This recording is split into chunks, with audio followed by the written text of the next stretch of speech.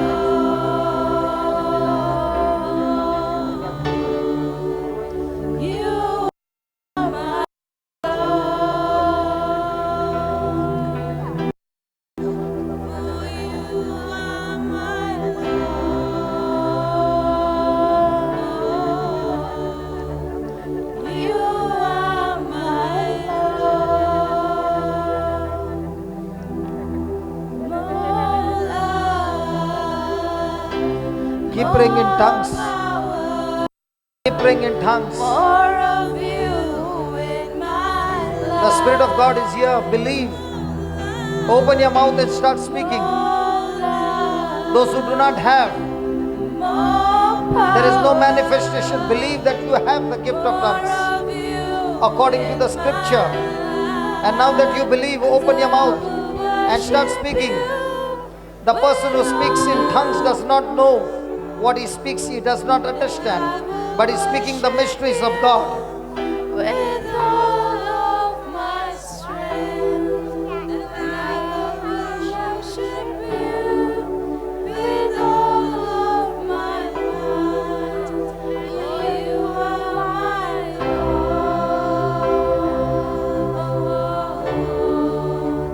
You are my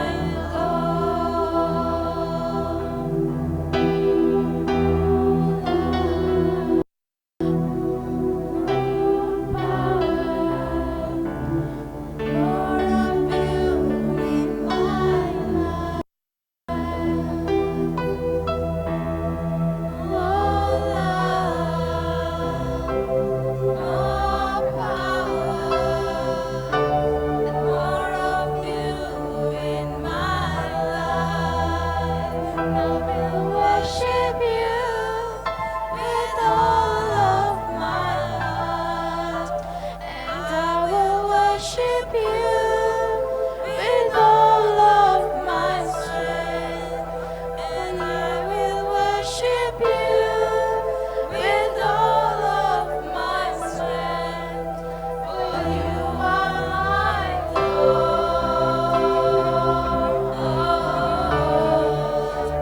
You are my God.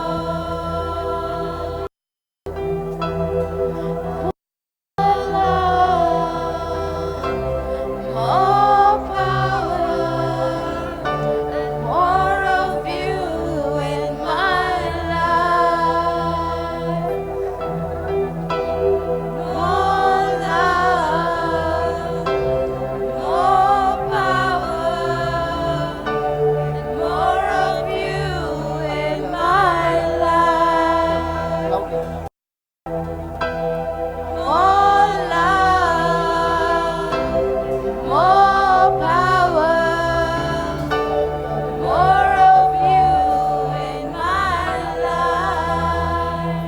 And I worship you with all of my heart, and I will worship you with all of my strength, and I will worship you with all of my mind, when you are my Lord.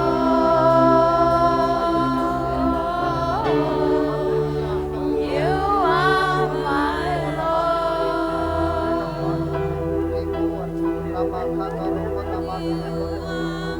Lord.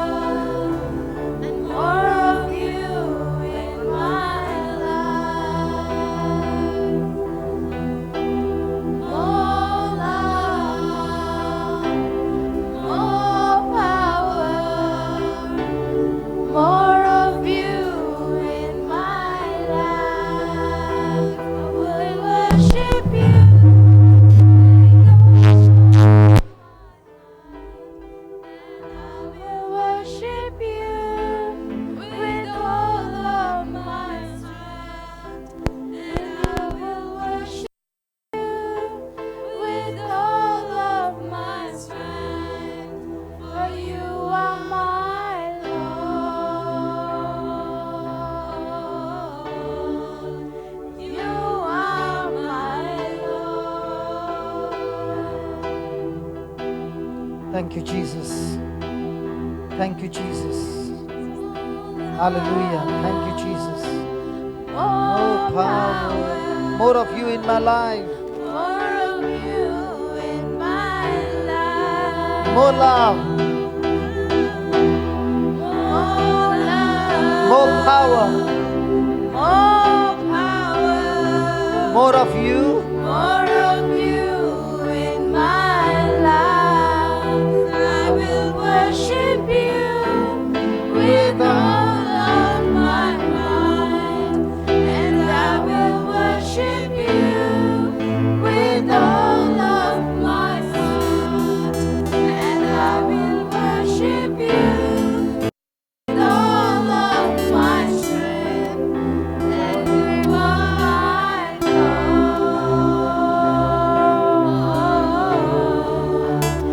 You are my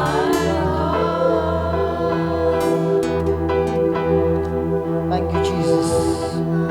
Thank you, Jesus. Thank you. Hallelujah. Hallelujah.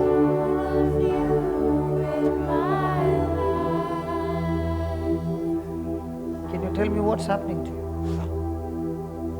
I feel something over me that I've never felt before, and I feel stronger now that I haven't ever experienced this before, and in my heart I feel it as well. Why are you crying? Because the Spirit is so empowering, and I can feel it deep down.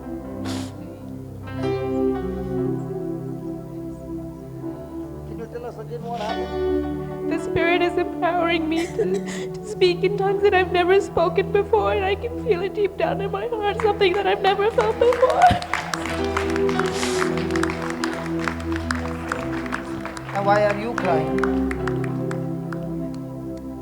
Because I feel like God's truly within me, and He's helping me throughout my life and journey, and it's really empowering, and He's really helping me. Is he real? Yes, definitely. When you were sitting there, you did not know till you came here. Yeah. Well, I always believed in Him, but like I can truly feel Him inside me now. Yeah. Is he real? Yes, definitely. And what about Ankita? Why are you crying? My heart is pumping like it's never pumped before, and something is inside me. First time? Is he real? So you're going to live your life for him? And what about you?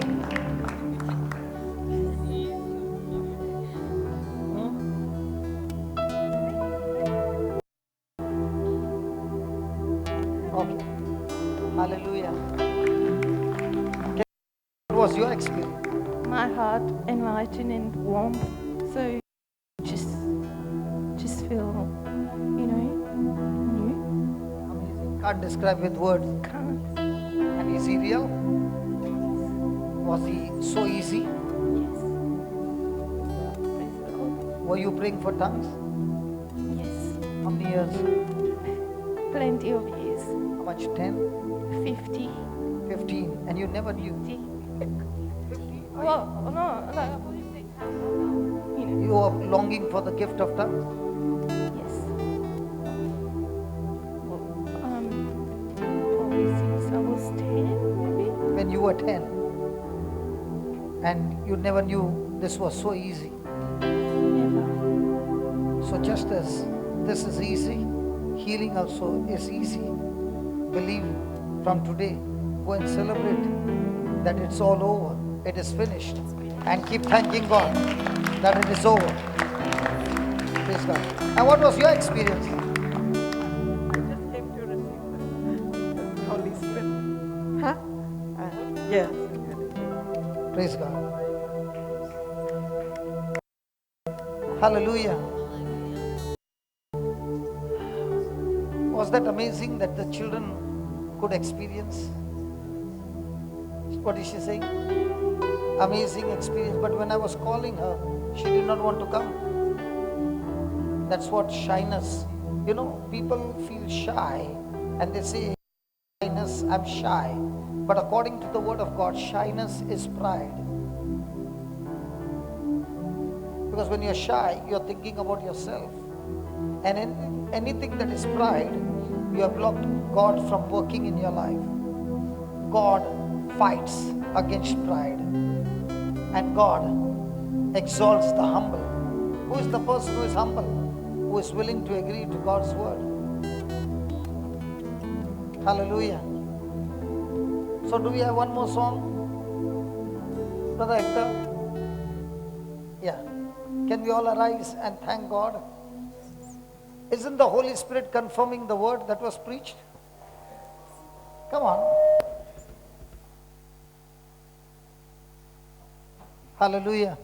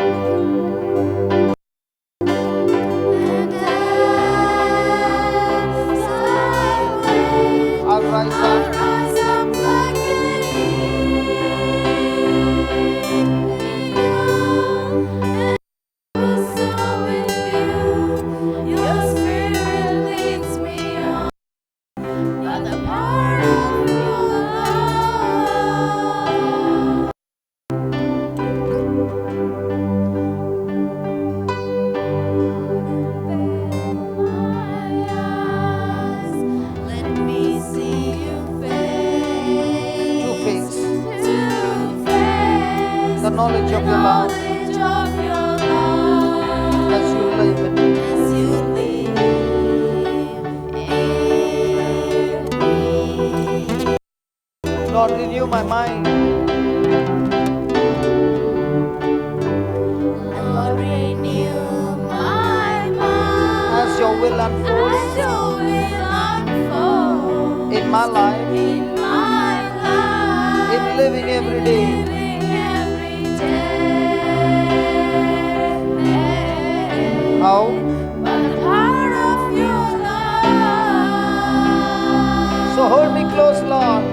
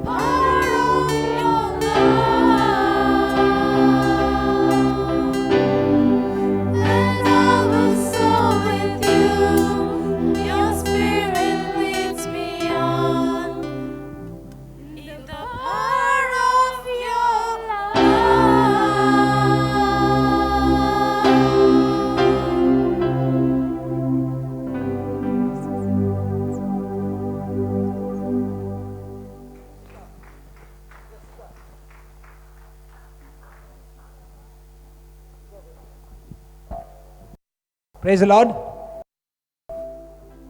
God is good.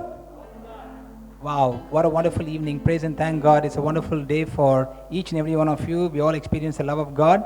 We will continue our retreat program this evening at 7 o'clock.